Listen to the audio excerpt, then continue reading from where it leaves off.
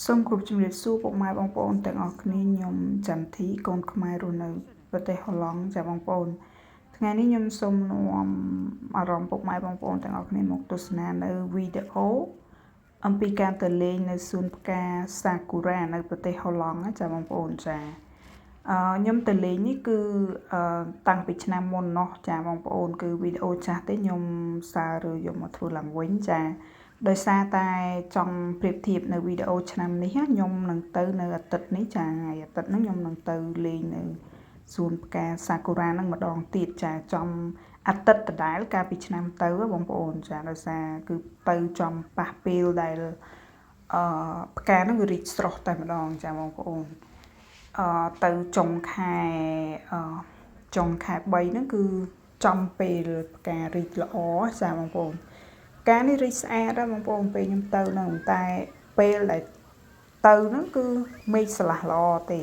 ប៉ុន្តែទៅដល់មកស្ទុះបងប្អូនឃើញនៅក្នុងវីដេអូហ្នឹងម្នាក់រត់ចាលើកភួយលើកកណាត់ដែលគេអង្គុយលក្ខណៈ picnic ហ្នឹងមានអ្នកខ្លះយកឆាត់មកទៀតបងប្អូនចាគាត់ដឹងពីអាកាសធាតុនៅស្រុកនេះចាគឺប្រែប្រួលទៀងទេក្នុងមួយថ្ងៃហ្នឹងមាន4រដូវក៏មានដែរបងប្អូនចាបងប្អូនឃើញស្រាប់ហើយចាគឺកំពុងបើកថ្ងៃសុកហ្នឹងគឺភ្លៀងធ្លាក់មកតាំងតកកទៀតមានធ្លាក់ទៅលើសន្ទាប់ផ្កាហ្នឹងធ្លាក់មកក្រាលដីតែម្ដងបងប្អូនចាហើយសួនផ្កានេះ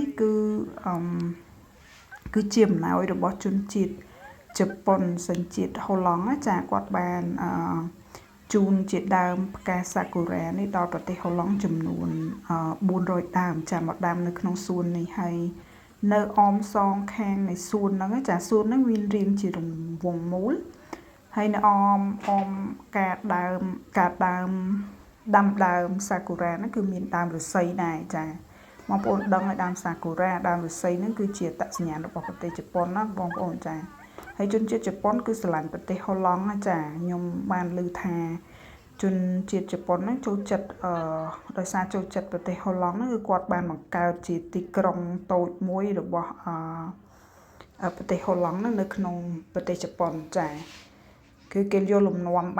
តាមបែបហូឡង់ហ្នឹងទាំងអស់ចាមានលក្ខណៈ